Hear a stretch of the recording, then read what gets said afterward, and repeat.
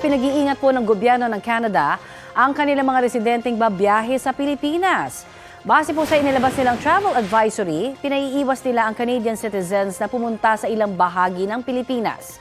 Kabilang po dyan ang Basilan, Sulu at Tawi-Tawi, pati rin ang Western at Central Mindanao.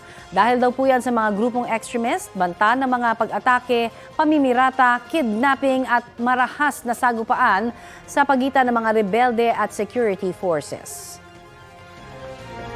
Pinaiiwas naman ang non-essential travel sa Eastern Mindanao. Wala pang pahayag ang ating Department of Foreign Affairs kaugnay rito.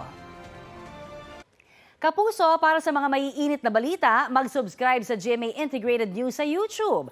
Sa mga kapuso naman abroad, subaybayan nyo kami sa GMA Pinoy TV at sa www.gmanews.tv.